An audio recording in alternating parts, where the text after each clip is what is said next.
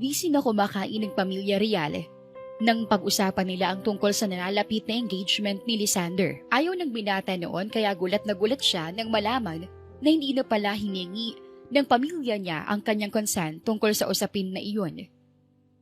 Anak, nakausap ko na pala ang Tia Lydia mo. Inaasikaso na niya ang nalalapit niyong kasal ni Amanda. Po, ako, ikakasal kay Amanda.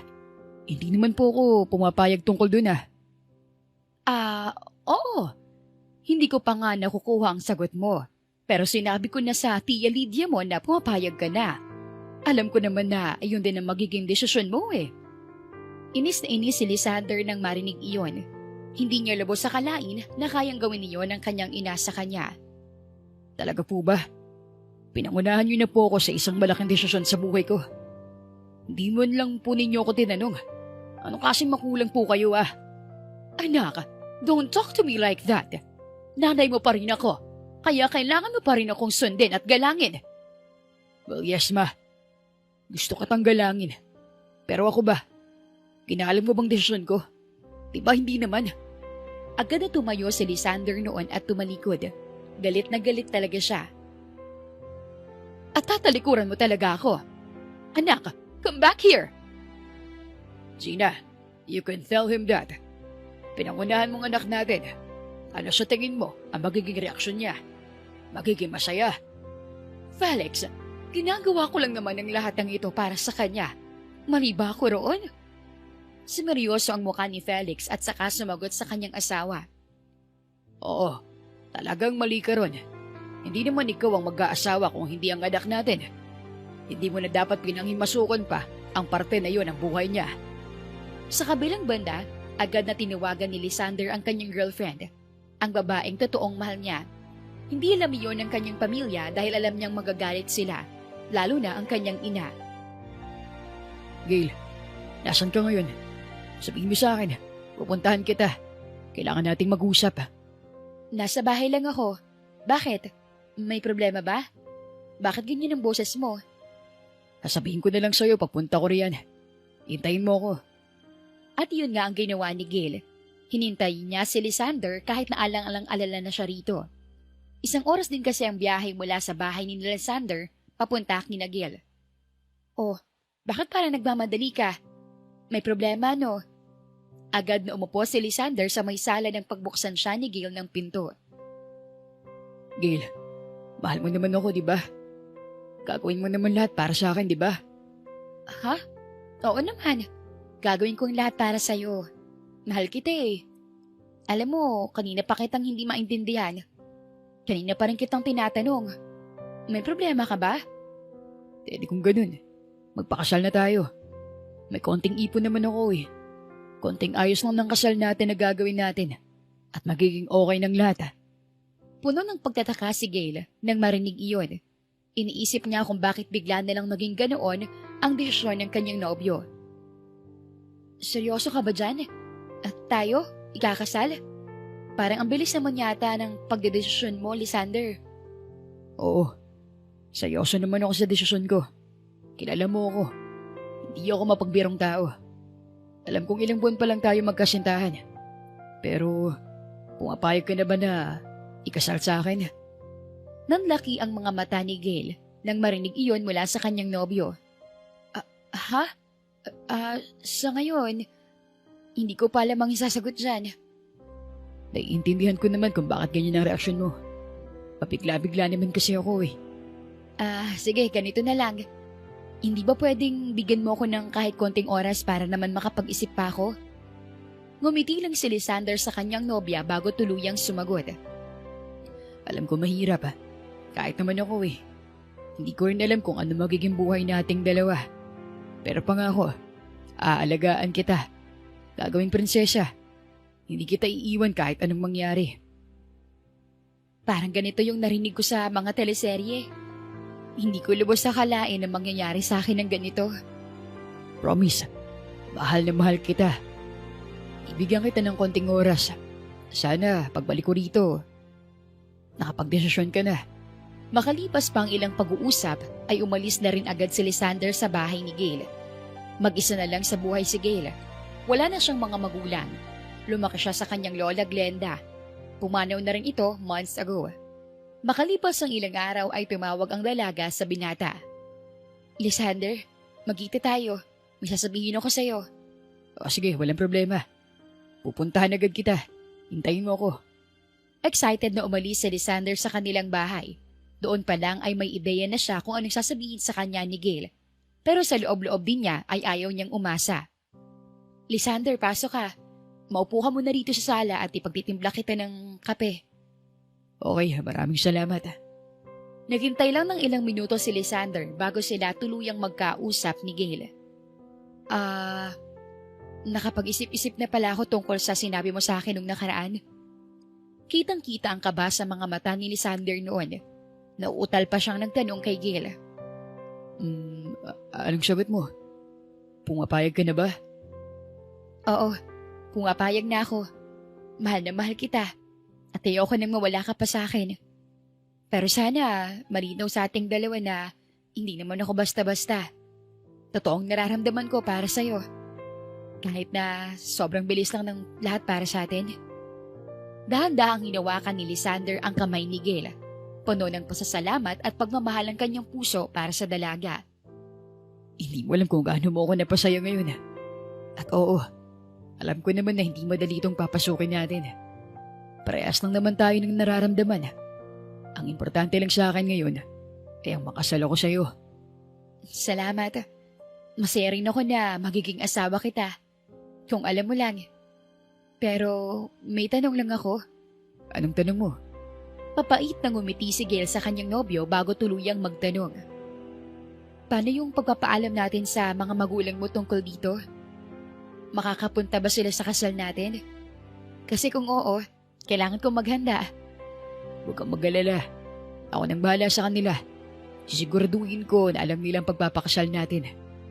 Sigurado rin ako na magiging masaya sila para sa akin. At para sa atin. Talaga? Bakit hindi pa tayo magpaalam sa kanila? Kailangan natin gawin yun, Lysander. Bilang paggalang man lang sa kanila. Ngumiti lang ang binata sa kanyang nobya. Nasa malayo silang lugar, mahal ko. Sigurado kung hindi agad sila makakauwi. Wala nang nagawa si Gale noon kung hindi ang pumayag. Sa ilang linggo lang ay naayos agad ni Lysander ang kung anumang papeles ang kailangan nila para sa kanilang kasal. Ginamit niya ang kanyang koneksyon para mapabilis ang proseso pero hindi alam ni Gale iyon. Gale, ilang araw na lang. Magiging isang Mrs. Real ka na. Oo nga eh. Wala na ba talagang atrasan to? Aba, wala na. Mukhang aatras ka pa. Gusto mo ba talaga na hindi tayo makasal? Natawa si Gale sa tanong ng kanyang nobyo pagkatapos ay hinawakan niya ito sa kamay. Siyempre wala na. Hindi ako aatras kahit hindi ko pa nakikilala yung mga magulang mo. Nandito na ako eh. Ngayon pa ba ako aayaw sa'yo? Salamat talaga sa pagmamahal mo sa akin. Alam ko, mahirap to para sa'yo. Pero nandito ka pa rin. I love you, Gale. I love you too, Lysander. Humanda ka talaga sa akin kapag naging asawa mo na ako. Kinasal agad sila sa Huwes pagkatapos ng ilang linggo. Tig-isa sila ng kaibigan bilang mga witness. Kinabukasan, umagang-umaga pa lang noon ay ring ng ring ang cellphone ni Lysander. Lysander? Really? Ano itong nalaman ko? Nagpakasal ka na? Mom, paano niyo po nalaman ng tungkol dyan? Wala naman pong nakakaalam tungkol sa... Hindi na natapos ni Lysander ang kanyang sasabihin dahil sumagot agad sa kanya si Gina. So totoo nga ang balitang nakarating sa akin. Kinasal ka na anak? Kung oo, kanino? No, Mom. Hindi ko ipapakilala sa inyong asawa ko. At hindi kayo nagiging kalmado pagdating sa bagay na to. Aba, nabilog ka na talaga ng babaeng yon. Sige, bahala ka na sa buhay mo. Agad na pinuntahan ni Lysander ang kanyang asawa na nasa dining area noon. Tiningnan niya itong mabuti. May lungkot sa kanyang mga mata noong mga oras na iyon. Oh, nakatingin ka lang dyan. Anong meron? May problema ka ba? Wala naman, mahal ko. Gusto ko lang itanong kung gusto mong lumipat tayo. May tinitignan ako mga bahay. Malayo nga lang dito. Tayo? Lilipat? Bakit? Okay naman tayo dito ah. Hindi ba okay sa'yo rito? Ngumiti si Lysander saglit pagkatapos ay nagsalita. Oo. Okay naman tayo dito. Ang akin lang, gusto ko may bahay din tayo sa malayo. Bagong kasal tayo. Gusto ko rin naman na may bago tayong simula, di ba? Napaisip si Gail. Tama nga naman ang kanyang asawa. Sige, kung yan ang gusto mo. Tama ka naman. Nag-uumpisa tayo, kaya kailangan bago rin ang lahat sa atin. Basta, sa maliit lang tayo mag-uumpisa ha? Oo naman. Mas maganda ako sa maliit tayo mag-uumpisa. Pero gusto ko ng maraming anak ha. Maraming anak? Naku, ikaw ha. Baka naman hindi natin kayanin yan. Hindi ba pwedeng kahit dalawa lang? Nagtawanan pa silang dalawa. Lumapit si Lysander kay Gail. Kahit ilan mahal ko, okay na okay sa akin. Siyempre, joke lang yung sinabi ko. Ang malinaw sa akin ngayon, mamahalin natin sila ng buong buo. Totoo. Mamahalin natin ang mga bata at hindi natin sila pababayaan kahit na anong mangyari. I love you, Gail. Sobrang saya ko na ikaw naging asawa ko. Promise, hindi ko pa nagsisisihan ang bagay na to. Natawa si Gail. Wow, pinagsisisihan talaga? Ako rin naman, hindi ko pinagsisisihan na ikaw ang pinakasalan ko. Mahal na mahal kita. Halika nga rito, tumabi ka nga sa akin. Agad namang tumabi si Lysander sa kanyang asawa pagkatapos ay yumakap. Kahit anong mangyari, hindi masaktan si Gail ng kahit na sino mula sa kanyang pamilya. Makaraan ng ilang araw ay nagumpisa na ngang mag-ayos ng gamit ang mag-asawa. Habang ginagawa nila iyon, ay makikita sa mga mata nila ang sobrang kasiyahan. Hindi ka ba pagod sa dami namang ginawa natin ngayon? Ito, magkape ka muna. Ang dami mo nang binuhat eh. Ayos ka lang ba? Oo naman. Ayos na ayos lang ako. Sa totoo niyan, kaya pa nga kitang buhatin eh. Gusto mo ba? Biglang nahiya si Gail sa kanyang asawa. Ha? Ano ka ba? Ako bubuhatin mo? Ang bigat-bigat ko na nga eh. Ikaw talaga. Kahit pa ayaw ni Gail na buhatin siya ng kanyang asawa, ay ginawa pa rin iyon ni Lysander. Mas lalo tuloy silang nagkaroon ng problema sa paghahakot ng mga gamit. Ang sarap ng ganitong pakaramdam.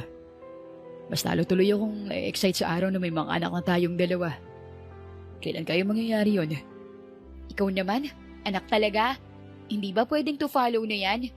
Naglilipat pa nga lang tayo ng mga gamit oh. Sinasabi ko lang. Bakit? Hindi ka ba na-excite na magkaroon tayo ng mga anak? Ngumiti si Gail at bahagyang niyakap ang kanyang asawa bago siya tuluyang sumagot. Excited na rin naman. Gusto ko makita kung ilang batang tatakbo dito at magkukulitan. Pero nasa umpisa pa lang tayo. Marami pang pagdadaanan ng ating relasyon bilang mag-asawa. Nang marinig iyon ay natigilan si Lysander. Oo nga naman, marami pang pagdadaanan ng kanilang buhay at relasyon. Hindi pa nga alam ni Gail ang buong katotohanan tungkol sa kanya. Tama ka dyan. Basta, ipangako mo sa akin na hawakan mo lang ang kamay ko hanggang huli. Walang bibitaw ha? Oo naman, walang bibitaw. Oras na bumitaw ka sa akin, hindi ko alam ang gagawin ko. Baka ikabaliw ko na kapag wala ka sa piling ko. Kinagabihan, habang nag-dinner ay nag-uusap ang mag-asawa. Bigla namang nabanggit ni Gail ang tungkol sa pamilya ni Lysander. Gustong-gusto talaga niyang makilala ang mga ito. Oo nga pala, hindi mo pa rin ba ipapakilala sa akin ang pamilya mo? Ilang linggo na tayong kasal.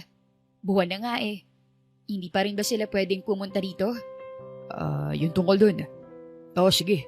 Gagawan ko ng paraan ng pagpunta nila rito. Makikilala mo na sila, okay? Mahal ko, alam ba nilang kasal na tayo? Baka mamaya hanggang ngayon hindi pa rin nila alam ang tungkol dun ha? Kunwari ay natawa si Lysander pero sa totoo lang ay kinakabahan na siya. Dahil nagiging matanong na si Gail tungkol sa pamilya niya. Oo naman. Alam na lang kinasal na tayo. Sadyang hindi lang sila makapunta rito dahil kapos sila sa pera. Pero gagawin ko ng paraan yun. Huwag ka na mag-alala. Baka naman ibang asawang kilala nila at hindi ako ha. Umayos ka, Lysander. Ibang asawa? Sige nga. Paano kung magkakaroon ng ibang asawa, ikaw lang, sapat na para sa akin. Gail, mahal na mahal kita para pumili pa ako ng iba. Agad na nagtaka si Gail sa mga sagot ni Lysander sa kanya. Para kasing naging defensive ito at problemado. Bakit mukhang defensive ka? May iba ka nga ba talagang asawa? Kaya siguro hindi mo ko mapakilala sa mga magulang mo, no? Defensive na ba? Nagsasabi lang ng totoo. Ano ka ba? Kumain na tayo, okay? Hindi maganda na nagkakaroon tayo ng ganitong pag-uusap sa harap ng pagkain. Okay, sige. Tama ka naman. O ito, kumain ka pa. Lumipas ang mga araw, okay na okay ang relasyon ng dalawa. Hindi na nga pinagtatrabaho ni Lysander si Gail dahil kaya naman niyang mag-provide para sa kanila. Sige, alis na ako. May mga kailangan pa akong asikasuhin sa trabaho. Dito ka lang Mag-iingat ka. Oo naman, mag-iingat ako. Agahan mong uwi mo ha. May masarap akong iluluto para sa ating dalawa, okay? Kaya ako nagkakaroon na ng laman Ang sarap mo kasi magluto.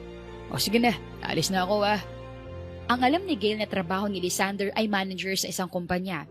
Sinadya kasi niya na huwag sabihin ang kahit na anong impormasyon tungkol sa kanya dahil natatakot siyang baka hindi siya pansinin ni Gail. Hindi mo ba talaga sasabihin kung anong totoong buhay mo, pare? Kawawa naman kasi si Gail Hindi niya alam kung anong tunay mong buhay. Gusto ko rin naman talagang sabihin sa kanya. Kaya lang, hindi ako makahanap ng tiyempo. Hindi ko rin alam kung paano sasabihin. Pare, kung naging honest ka lang sa kanya nung una pa lang di hindi mo na naging problema to. Lysander, billionaire ka. Kahit ano, kaya mong tutusan. Tapos, kay Gail lang takot na takot ka. Natawa ng konti si Lysander dahil sa sinabi ni Dennis. Alam mo naman na kapag sinabi ko sa kanya kung ano talaga ako, baka lumayo siya sa akin. Kaya hindi ko yun ginawa. Pero kasal na kayo ngayon. Wala nang dahilan pa para itago mo pa yun sa kanya. Hindi na siya lalayo sa'yo. Oo na. Gagawan ko na ng paraan para malaman niya yun. Habang nagtatrabaho, bigla na lang tumawag ang kasambahay ni Lysander sa mansyon. Sir, pwede po ba kayong pumunta rito? May nangyari po kasi kay Ma'am Gina. Kailangan po kayo rito. Ano nangyari? Teka, sige, alis na ako dito. Hintayin niyo ako dyan. Sige po, salamat. Basta sir, bilisan niyo ha. Pagkababa ng tawag ay agad na inayos ni Lysander ang kanyang gamit. Alalang-alala siya dahil roon sa tawag. Ano meron? Para may problema ka. Si Gail ba yun o iba? Si Ma'am. Sabi ng kasambahay namin may nangyari daw sa kanya. Hindi ko alam kung ano. Pupunta ako rin para alamin. Diyan ka muna Sige pare, kung may problema, sabihan mo lang ako. Pupuntahan ko kaagad kayo ni tita. Nagmamadali niya si Lysander noon. Ang dami niyang iniisip noon, pero bago siya umalis ay tinawagan niya si Gail. Gail, mahal ko. Gagabihin ako ngayon Hindi ko alam kung ano oras ako makakauwi. Mauna ka na muna sa akin kumain. Hayaan mo, babalik din ako. Oh, mukhang may problema ka. Okay ka lang ba, mahal ko?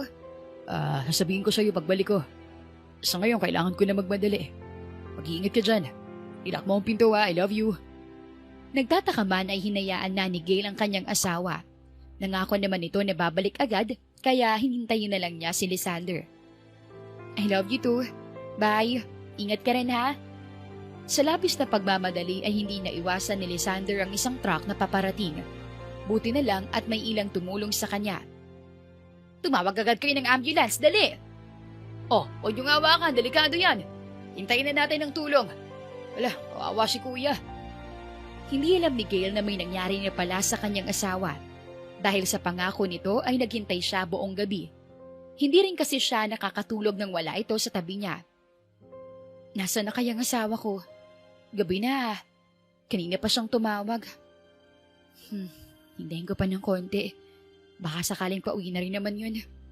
Sa kabilang banda, dahil ang parents pa rin ni Lysander ang nasa emergency contact niya, ay sila ang tinawagan ng ospital para puntahan siya. Ikaw naman kasi. Bakit mo pinauwi si Lysander sa bahay? Nagsinungaling ka pa sa kanya dahil wala ka namang sakit.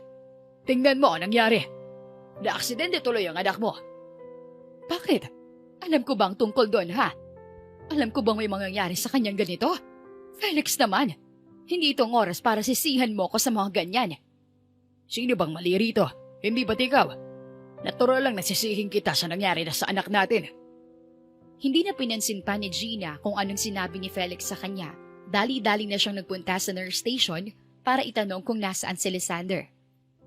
Lysander Rial po. Nasa intensive care unit po, ma'am. Hintayin niyo na lang po si Dr. Trinidad para siya po ay magpaliwanag sa inyo ng lahat. Intensive care unit? Takot na takot si Gina at Felix dahil sa kanilang narinig. Ang kanina na nag-aaway ay magkayakap na ngayon. Ilang minuto pa ay dumating na nga ang doktor. Doc, kayo po ba tumingin kay Lysander Rial? Kami po ang mga parents niya. Kamusta na po siya? Opo, ako nga po yung may hawak sa case ni Mr. Rial. Buti naman po at dumating na kayo. Kailangan ko na po kasi kayong kausapin tungkol sa kalagayan po ng inyong anak. Doc, bakit po? Malala po bang lagay ng anak namin? Agad na pinaupo ng doktor si Gina at Felix para kausapin itong maigi. Seryoso ang mukha ng doktor kaya lalong kinabahan ng mag-asawa. Sa ngayon po, nasa coma si Lysander. Stable ang vital signs niya pero hindi pa rin siya nag-respond sa anumang stimulus na binigay namin sa kanya. Ano pong ibig sabihin yan, Doc? Delikado bang lagay niya? May matinding trauma po sa utak niya dahil sa aksidente. Ginawa na namin ng lahat para maiwasan ang paglala nito. Pero critical pa rin po ang sitwasyon ni Lysander. Nung mga oras na iyon ay umiiyak na si Gina. Hindi na alam kung anong gagawin. Ibig sabihin po ba, hindi niyo alam kung kailan siya makigising? Sa ganitong kondisyon po, hindi tayo makakapagbigay ng tiyak na oras ng pagising niya. May mga pasyente pong nagigising matapos ang ilang araw, linggo o kahit buwan. Meron din pong hindi na. Pero may pag-asa pa po ba, Doc? Anak namin yan. Hindi naman pwedeng bigla na lang kaming susuko dahil lang sa hindi po siya magising. Ngumiti si Dr. Trinidad sa kanila at saka sumagot. May pag-asa pa po. Hanggat lumalaban ang katawan niya. Importante po ngayon ang patuloy na monitoring at presensya ninyo bilang isang pamilya.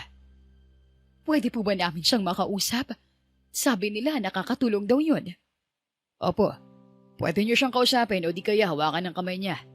May pagkakataon narinig ng pasyente ang boses ng mga mahal nila sa buhay kapag ganyan pong sitwasyon nila.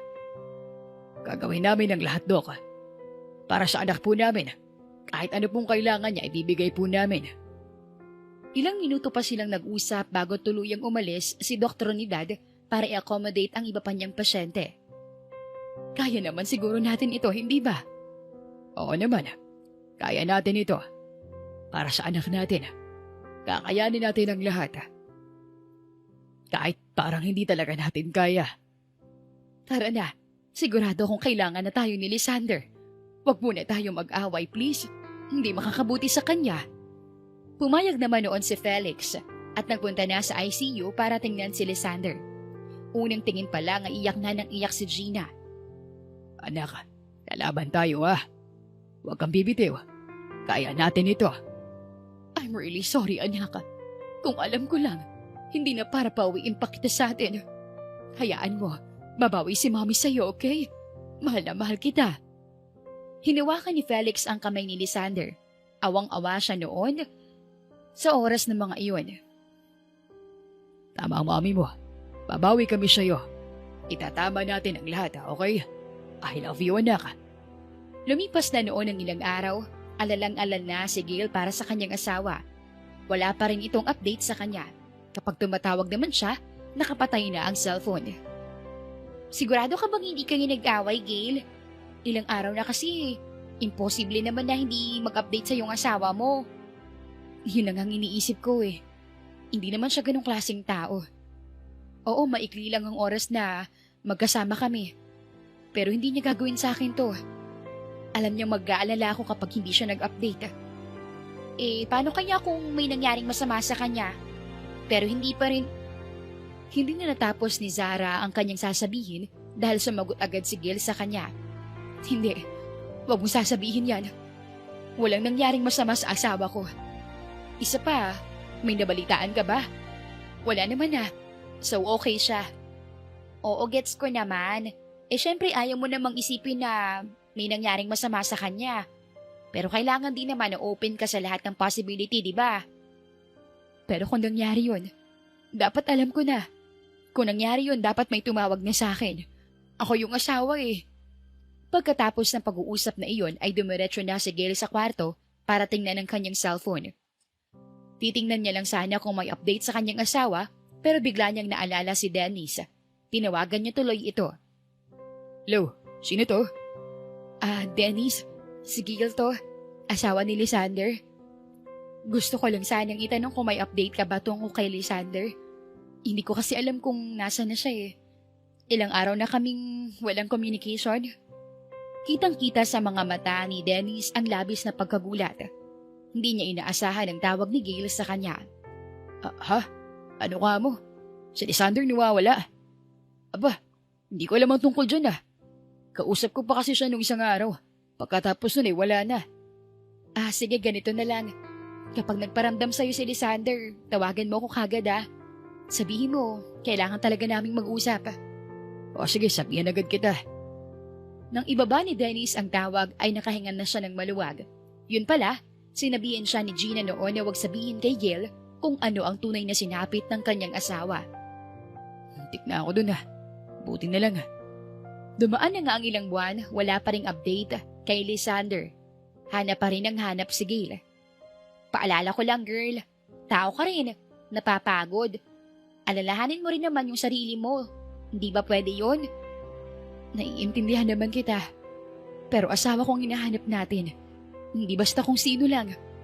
Gusto ko pa rin siyang hanapin kahit ilang buwan na siyang nawawala sa akin. Girl, magtrabaho ka kaya para hindi mo maisip yung asawa mo. Isipin mo rin, paubos na ang savings nyo. Alam naman natin na siya lang ang nagtatrabaho sa inyo noon. Tahimik lang si Gil noon pero inisip at pinoproseso na niya ang mga sinasabi ni Zara sa kanya. Alam mo, tama ka.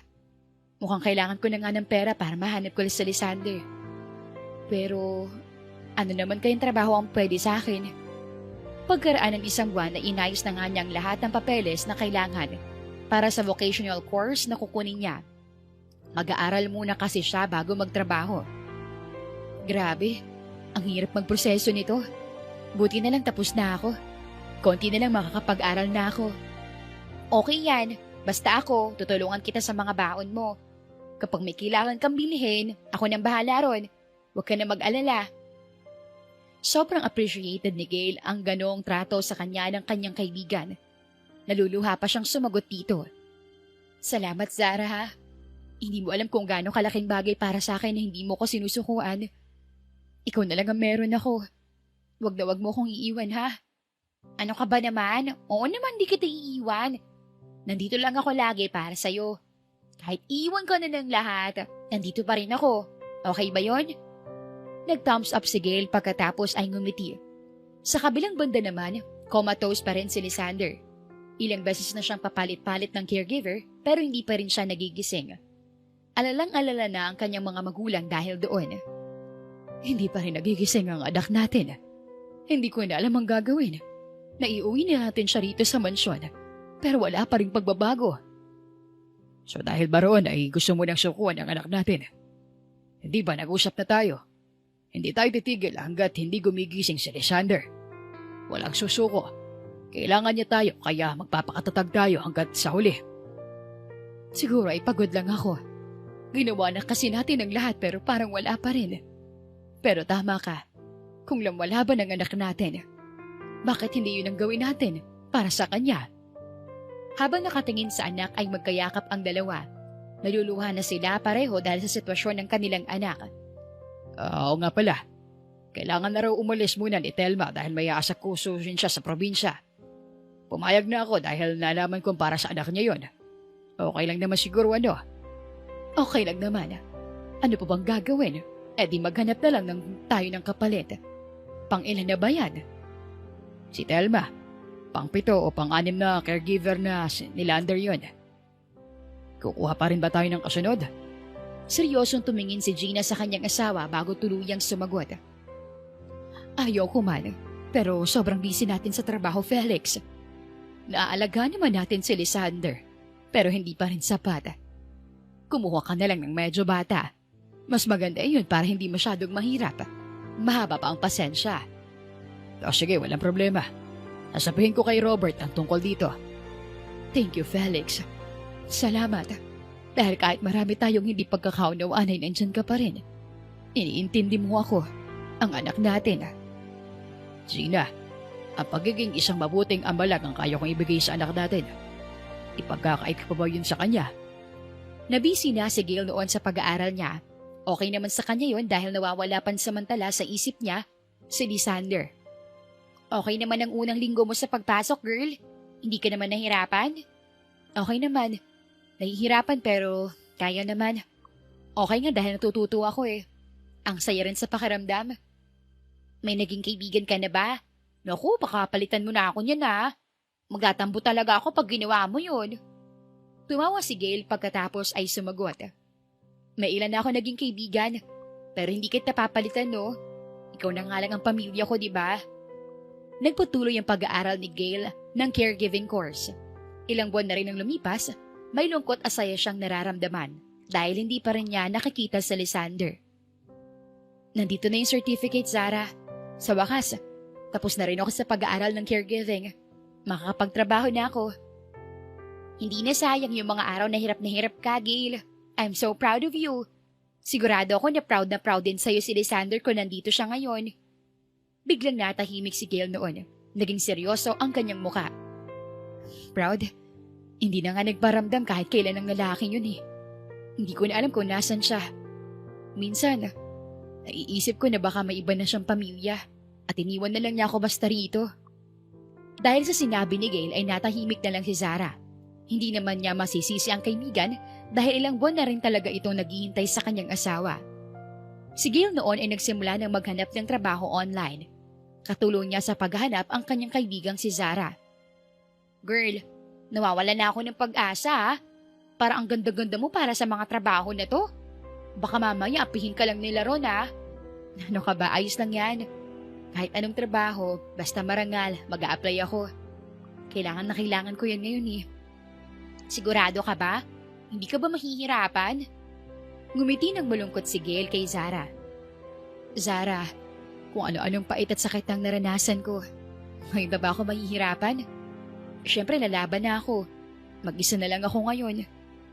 Well, tama ka rin naman. Sa lakas mo nga rin yan, lahat yata talaga ng trabaho yata kakayanin mo eh. Sige, support kita dyan. Ilang minuto pa, habang naghahanap si Zara ay may nakita siyang hiring.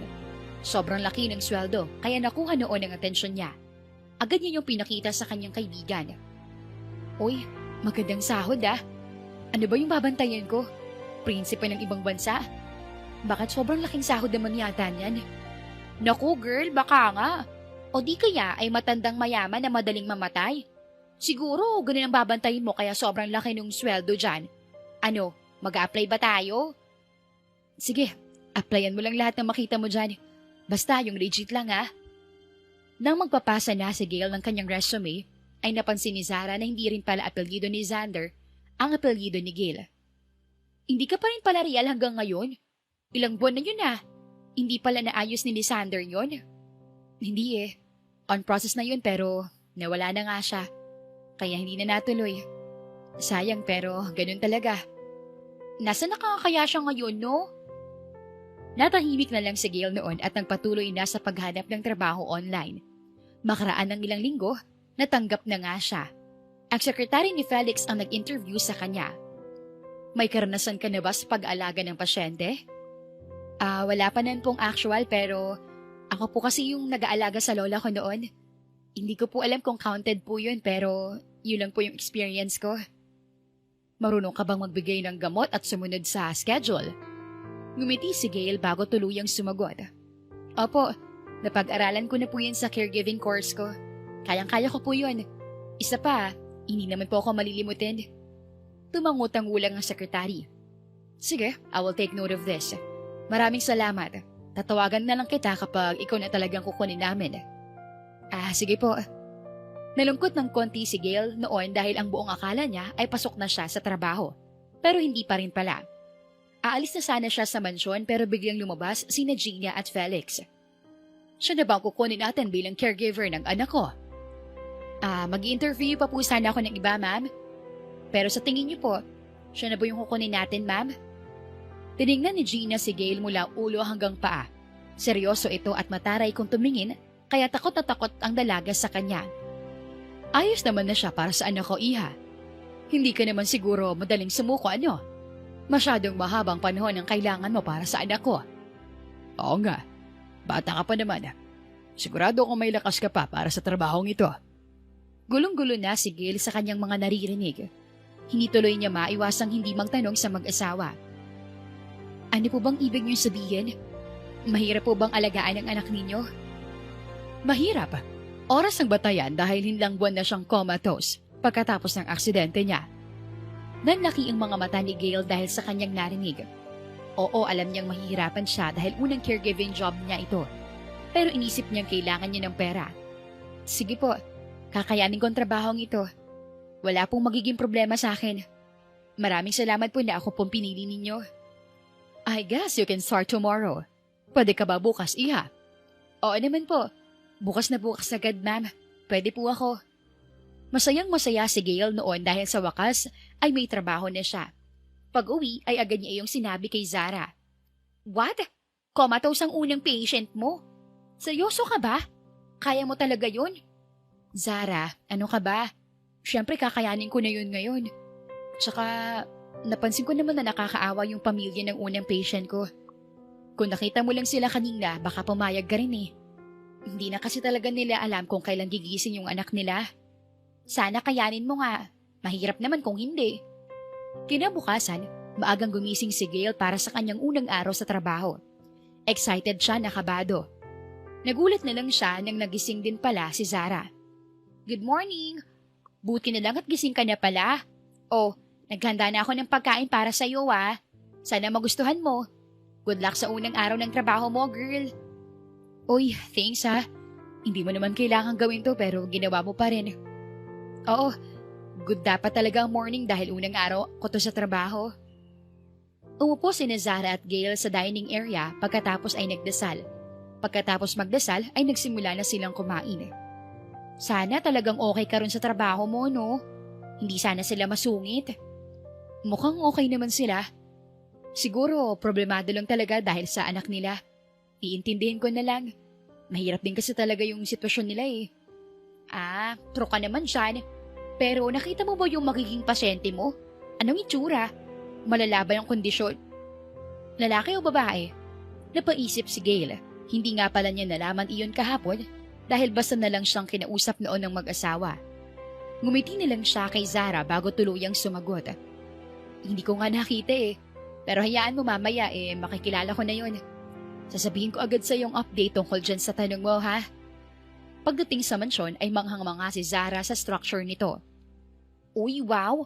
Ang ganda at bongga pala rito Hindi pa ako nakakapasok sa loob pero bongga na. Oo nga O siya, pasok na ako sa loob Baka hinihintay na nila ako. Sige, ingat ka.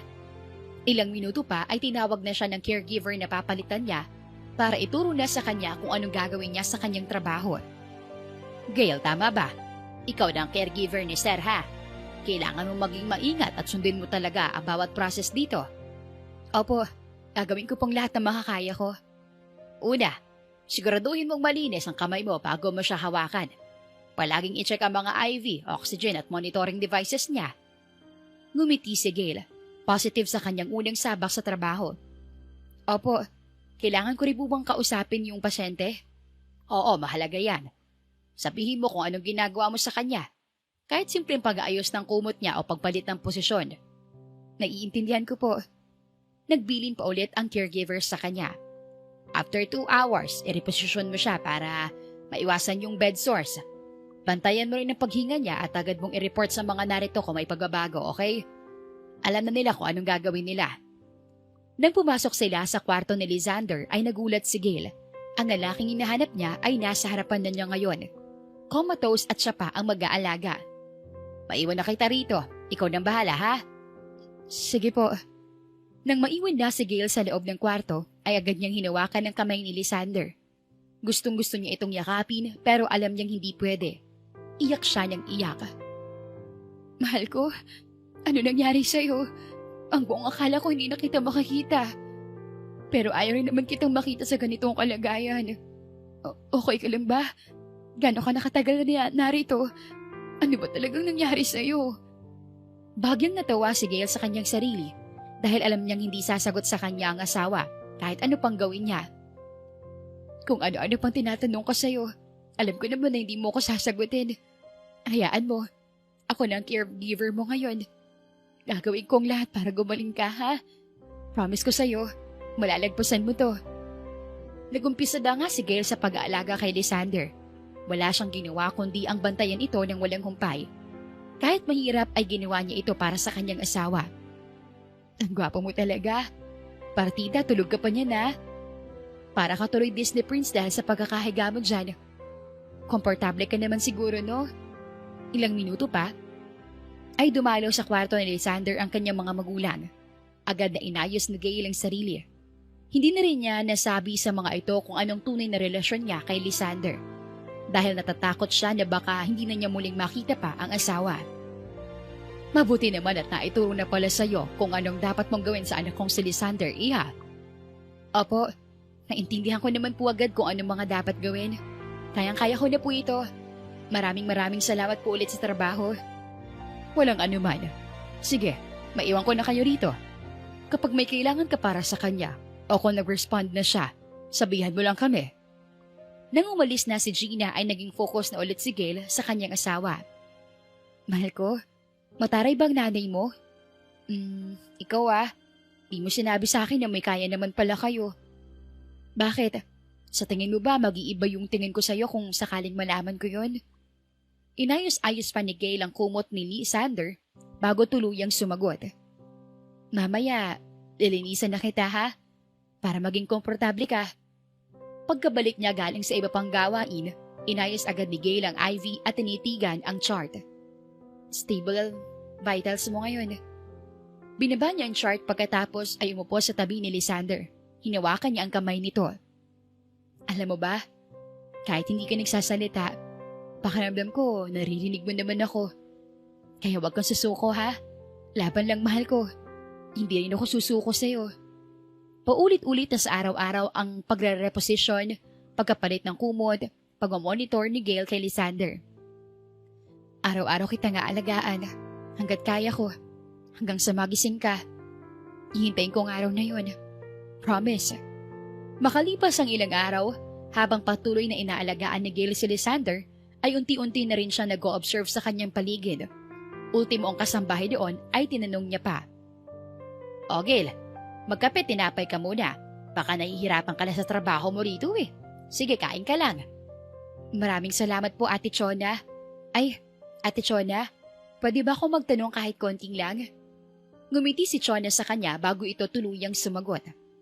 Oo naman ano ba yon? Sige lang, magtanong ka lang. Ano po bang buhay ni Sir Lysander bago mangyari itong lahat ng aksidente?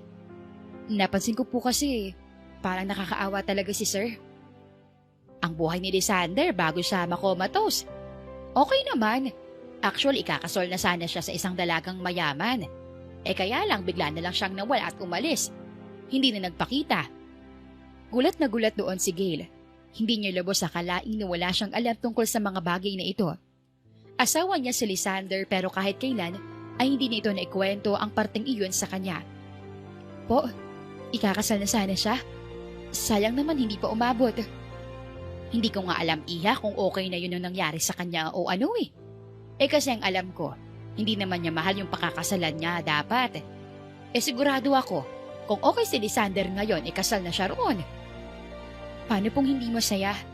As in, tutulpo siya sa kasal na yun? Tumangutango si Chona bago ulit sumagot. Oo, sa pagkakaalala ko nung umalis rito yan, nag-away pa sila ni Ma'am Gina. Kasi gusto talaga ni Ma'am na makasal siya roon sa babaeng yon. Pagkatapos nun, hindi na po siya umuwi rito. Oo, hindi na nga. Ilang buwan din eh. Nagulat na lang ako, sinabi nila sa amin na comatose na si Sir Lysander. Nakakaawa talagang bata. Sana'y magising na siya. Natahimik na lang si Gail. Pinoproseso pa niya kung anong kanyang nalaman. Ilang minuto pa ay bumalik na sana siya sa kwarto para bantayan si Lysander. Pero pagbukas niya ng pinto ay nakita niya si Dennis. Agad niyang isinara ang pinto. Nagulat si Dennis nang makita siya. Hindi ito nakakibo agad. Mahina lang ang boses nila habang nag-uusap. Gail, paano nandito ka? Kailan pa? Ako ang caregiver niya, Dennis. Bakit hindi mo sinabi sa akin kung ano nangyari sa kanya? All this time. Alam mo pala yun pero hindi mo sinabi sa akin. Tinanong kita, hindi ba? Gail, I'm sorry. Ayaw kasing ipasabi ni Tita Gina na sa asawa niya kung ano nangyari sa kanya eh. Ayaw ko magalit si tita sa akin, kaya hindi ko sinabi sa'yo. Kitang-kita sa mga mata ni Dennis ang labis na pagsisisi. Si Gail naman ay may konting galit sa kanyang puso noong mga oras na yun. Kaya hinayaan mo lang akong hanapin ang asawa ko. Ganun ba? Hinayaan mo akong isipin na pinabayaan na ako ni Lysander. Kahit andito siya, nahihirapan. Alam mong kailangan ako ng asawa ko. Pero hindi ko yung nagampanan dahil hindi mo sinabi sa akin kung anong sitwasyon niya. Gail, sorry talaga. Natuwag ako eh. Oo, aaminin ko yun. Natuwag lang talaga ako. Hayaan mo, babawi ako sa'yo. Hindi mo na kailangan gawin yun. Ako nang bahala sa asawa ko. Makakaalis ka na. Umalis na nga si Dennis noon dahil kitang-kita na seryoso si Gail sa sinabi niya. Pagkaalis si Dennis ay muling kinausap ng babae ang kanyang asawa. Ayaw pala sa akin ng nanay mo. Pero pinakasalan mo pa rin ako. Hinayaan mo mabuhay kasama ako kahit na hindi ka sanay. Hindi ko alam na ganun mo akong kamahal. I'm really sorry. Sorry kung inisip ko na hindi mo na ako babalikan dahil may iba ka na. Simula noon ay gabi-gabi nang tinatabihan ni Gail ang kanyang asawa. Inaalagaan, minamahal. Nandito lang ako hanggang sa magising ka. Araw-araw kong aasa na magising ka pa, mahal ko. Mahal na mahal kita. Kinagabihan, nagulat na lang si Gail nang gumalaw ang mga daliri ni Lysander habang nakatabi siya rito. Mahal ko, naiigalaw mo ng mga daliri mo. Ibig sabihin, gising ka na. Naririnig mo na ako. Sobrang saya ko. Pasensya ka na sa mga narinig mo kanina ha. Hindi ko na napigilan ang sarili ko eh.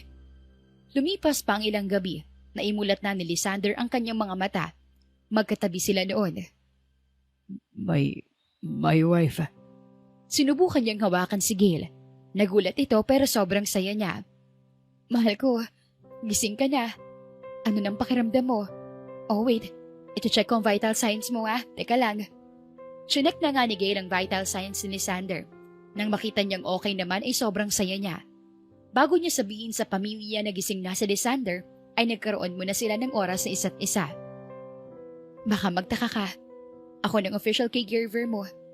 Sabi nila, ilang buwan ka na raw comatose. Kaya hindi ka pala umuwi sa akin. Sa atin. Kasi ganito ng kalagayan mo. My lovely wife.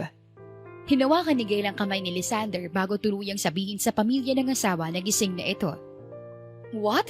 Gising ang anak ko? Tara na. Dali-daling pumunta sina Gina at Felix sa kwarto ni Lysander para i-check ito. Diyos ko, anak ko. Gising ka na nga. Salamat naman. Ilang buwan ko na rin itong hinihintay. Buti na lang talaga at hindi ako sumuko sa iyo, anak. Gail, okay bang vital signs niya? Na-check mo na ba? Opo, sir. Na-check ko na po yun at saka okay naman po ang vital signs niya. Ngumiti sina Gina at Felix kay Gail. Puno sila ng pasasalamat dahil hindi sumuko ang babae sa kanilang anak. Maraming salamat, Gail. Hindi mo alam ang impact nito sa aming pamilya. Ito po ang unang trabaho ko. Gagawin ko po talagang lahat para makuha po natin ang goal. Ang gumising si Sir Lysander. Gail, tanong ko lang. Pwede bang ikaw na rin ang maging caregiver niya hanggang sa tuluyan siyang gumaling? Dahil sa narinig ay sobrang saya ni Gail. Pilit niya lang iyong tinago dahil ayaw pa rin niyang malaman na mag-asawa kung ano talaga ang connection niya kay Lysander. Oo naman po. Actually, sasuggest ko naman po talaga yon. Gusto ko rin po kasi talagang bantayan si Sir Lysander hanggang sa tuluyan siyang gumaling. Oh talaga? That's good. Tama rin naman na ikaw ang umalalay sa kanya dahil ikaw ang caregiver niya. Baka kasi makaapekto pa kung magpapalit kami ng caregiver. Hindi na po ma'am, ako na pong bahala kay sir. Nang maging okay na si Lysander kinagabihan, ay lihim na tinawagan niya si Zara para ibalita rito na gising na ang kanyang asawa. Diyos ko, buti naman. Ang tagal niya rin comatose, sana. Tuloy-tuloy ng paggaling niya. Kailangan niya ng therapy. Sasamahan ko siya hanggang dulo, Zara. Hindi ko susukuan ng asawa ko hanggat hindi siya gumagaling. Yan, tama yan. Mahihirapan ka lang ng konti pero sa dulo, kung magiging okay naman siya, ay magiging worth it naman lahat ng pain mo, okay? Pagkatapos nun ay bumalik na si Gail sa kwarto para alagaan si Lysander. Dahil kailangan ng kanyang asawa ng sobrang pag-aalaga, ay sumaalalim na siya sa therapy. Sir Lysander, kailangan lang po natin gawin to ha, para gumaling na po kayo. Sige po, sumunod lang kayo sa therapist ninyo. Nandito lang po ako.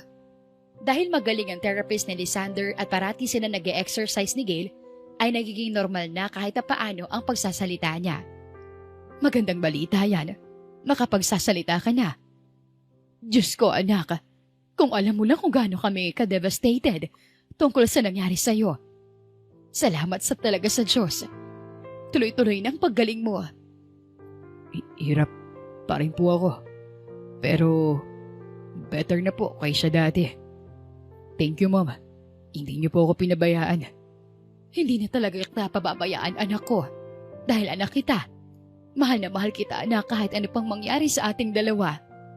Makalipas ang ilang araw, nag-usap sina Gina at Felix sa may garden ng mansyon. Napansin kasi ni Felix na parang iritable ang kanyang asawa ilang araw na. Oh, napansin kong hindi ka okay nitong mga nakarang araw. Bakit? May problema ka ba? Ang buong akala ko ay magiging okay ka na dahil okay na si Lysander. Ano nangyari? Iniisip ko lang kasi. Paano kung malaman ni Lysander kung ano nangyari noon? Sigurado ako magagalit siya sa akin. Felix, mukhang hindi ko yung kakayanin.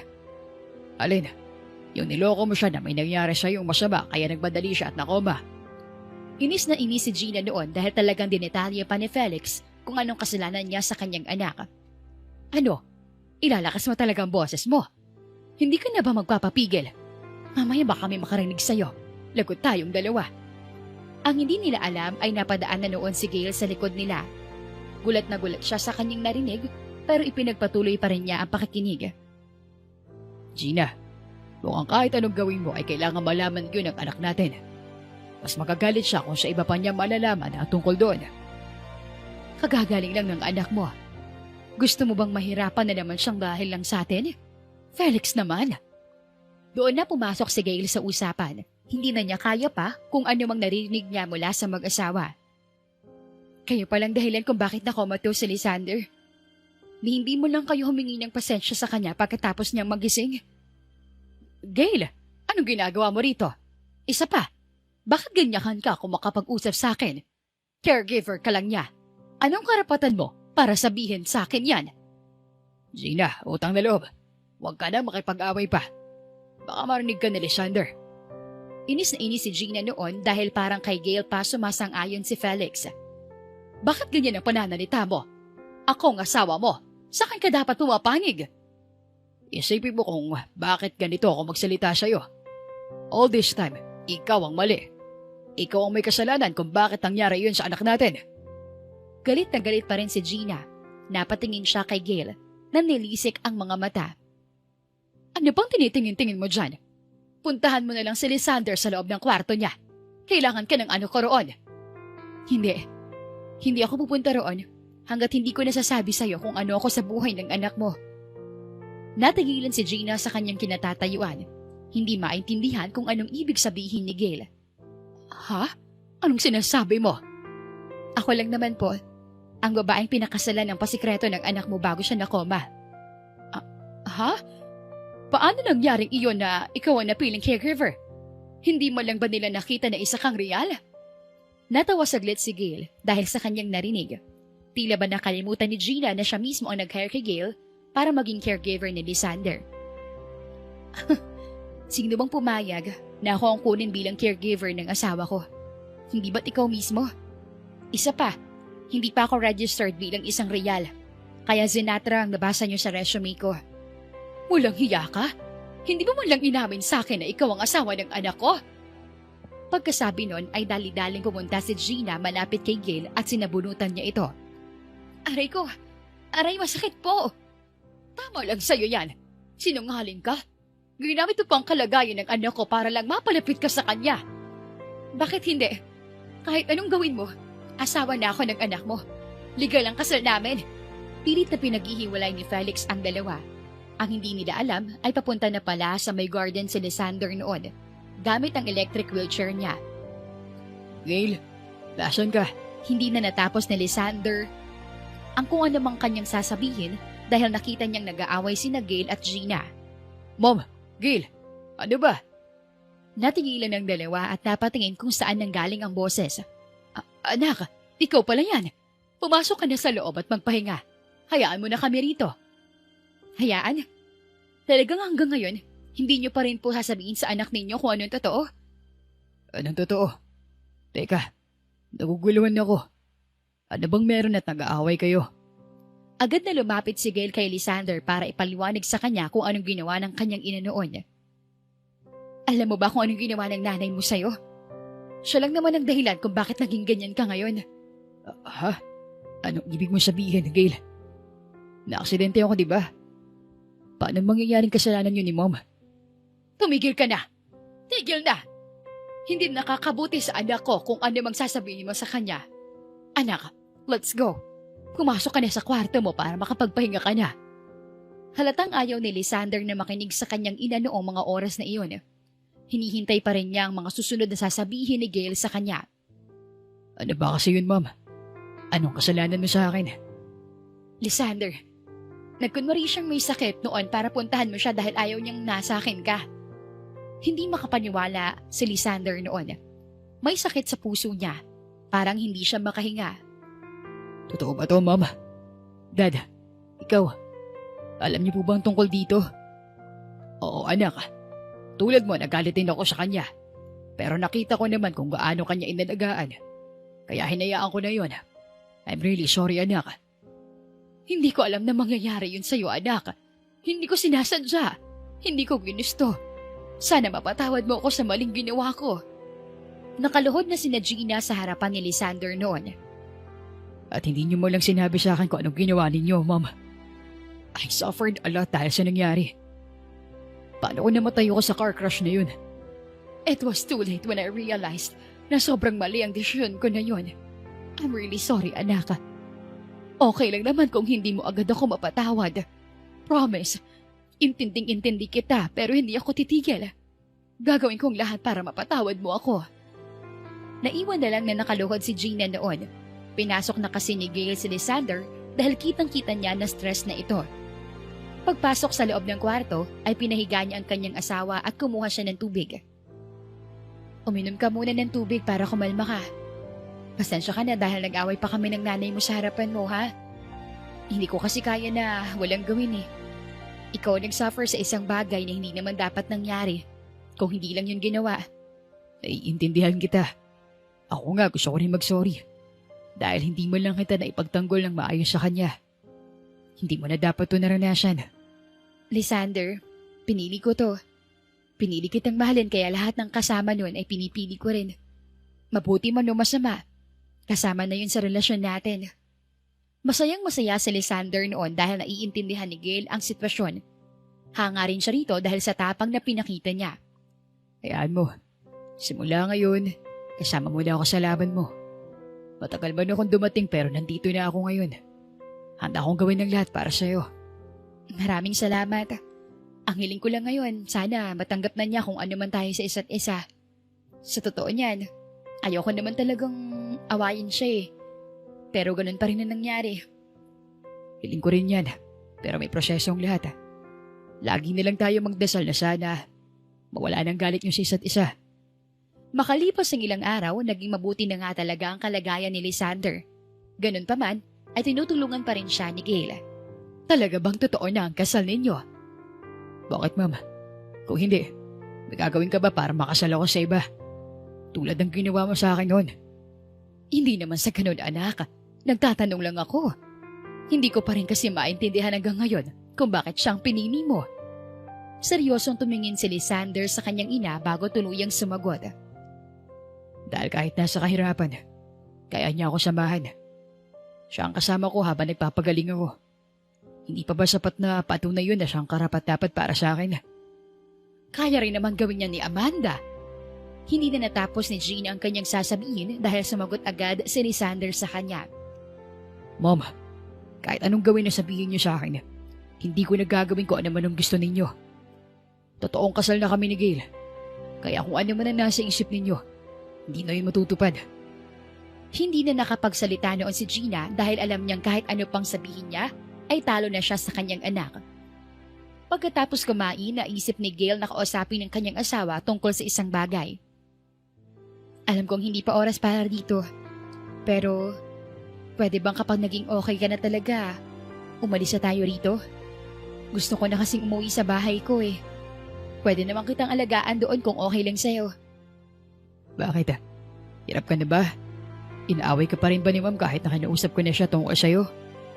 Hindi naman sa ganun. Actually, tahimik na nga ang mommy mo eh. Kaya lang, hindi ako komportable rito. Natutulungan niya kita pero hindi ako makakilos bilang asawa mo. Tumangutango si Lysander. Naiintindihan niya naman kung anong ibig sabihin ni Gail. Sige, walang problema.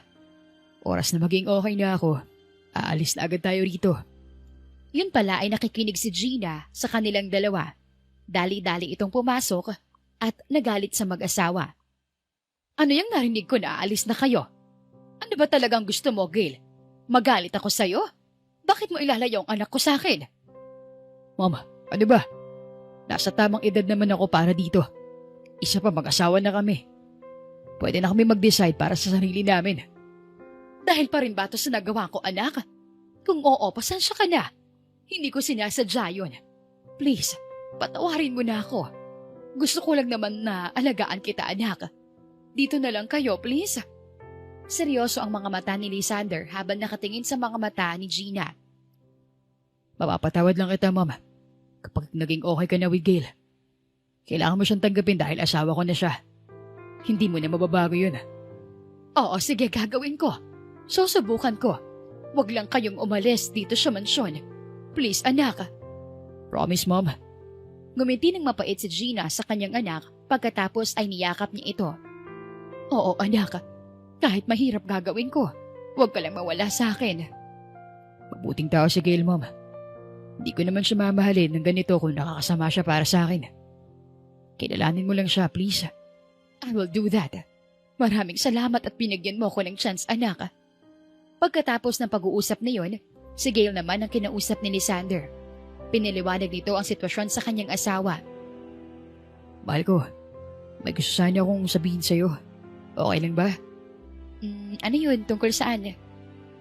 Tungkol sa paglipat natin kapag magaling na ako.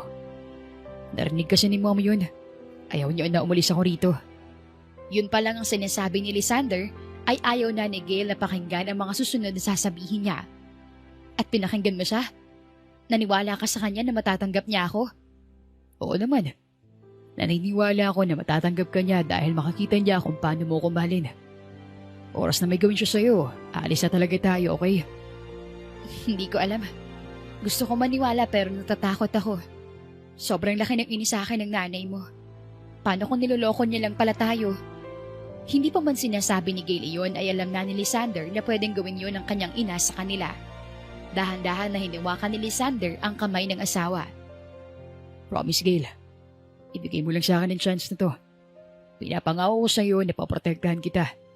Kahit ano pang mangyari, nandito ako sa likod mo.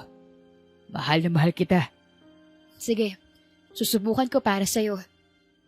Pero kapag hindi nag-workout, alam mo na ha, aalis tayo rito sa ayaw mo ng nanay mo o sa gusto. Okay, promise. Salamat dahil binigyan mo ng chance si Mom. Lumipos ang ilang linggo, napansin ni Gail na sinusubukan naman ni Gina na maging okay ang relasyon nila. Sabay nilang tinutulungan si Lysander at inaalagaan. Gail, can we talk? May gusto lang sana akong sabihin sa'yo. Don't worry, hindi naman ako nagagalit. Kakausapin kita ng malumanay. Sure po. Wala namang problema. Tungkol saan po ba yun? Gusto ko lang malaman kung talagang kaya mong mahalin hanggang dulo ang anak ko. Oo, medyo okay na siya ngayon. Pero mahabang proseso pa ang nangyari dahil sa pagiging comatose niya ng matagal na panahon. Kaya mo ba yun? Napatigil si Gail sa kanyang narinig. Hindi niya lubos sa kalaing na magiging ganun kalumanay si Gina pagdating sa kanya.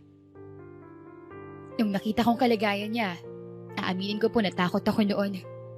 Pero sa araw-araw po na ako nag-aalaga sa kanya, tinanggap ko na po na maghihirapan ako. Kasali po yun sa minahal ko sa kanya. Talaga? Alam mo, hanga ako sa'yo. Mahirap ang maging asawa niya dahil sa nangyari. Pero kinakaya mo, Gail. I want to say I'm sorry sa lahat ng nasabi at nagawa ko. Sana may room pa for forgiveness. Diyan sa puso mo. I'm on the process na po. Hindi madali dahil marami po tayo nagsabing masama sa isa't isa. Pero gusto ko pong malaman nyo na I'm really sorry din po sa lahat. Dahil okay na nga sina Jane at Gail, ay minsan kausap ng ginang ang dalawa tungkol sa isang importanteng bagay pagkatapos ng ilang linggo. Kakausapin ko pala kayo tungkol sa isang bagay. Napag-isipan kasi namin ni Felix na hindi pa talaga bongga ang kasal ninyong dalawa. Wala kami noon bilang witness at syempre, sigurado akong gustong-gusto ni Gail na sa simbahan ikasal, hindi ba? Okay naman na kami sa simpleng kasal lang, Mom. Sina Dennis at Zara lang yung naging witness namin noon. Pero totoo din naman, mas okay kung nandun kayo noon. I insist, anak. Gusto ko kayong ikasal ulit ng asawa mo para naman kahit na paano, maihatid ko kayo sa altar, di ba? Pagkatapos ng ilang buwan ay kinasal na sa simbahan ang dalawa. Tinanggap na ni Gina ng tuluyan si Gail sa kanilang pamilya. Kung ang pag-ibig ay totoo, kailangan nating ipaglaban ito kahit anong mangyari. Ang totoong pag-ibig ay hindi sinusukuan, kahit na parang ang buong mundo ay sumusuko na. Tulad ng pagmamahal ni Gail kay Lysander. Pinatunayan nito ang phrase na for better or for worse. Wakas. Maraming salamat po sa inyong patuloy na pakikinig at pagsuporta. Lalo na kina Jenaline Martinez from Lucena City, Menching Doro from Cyprus, and Choi Podes from Butuan City. Ako po si Miss Lan. Dito lang yan sa Dear Inday. Hanggang sa muli. Muli. Muli. Muli. Muli.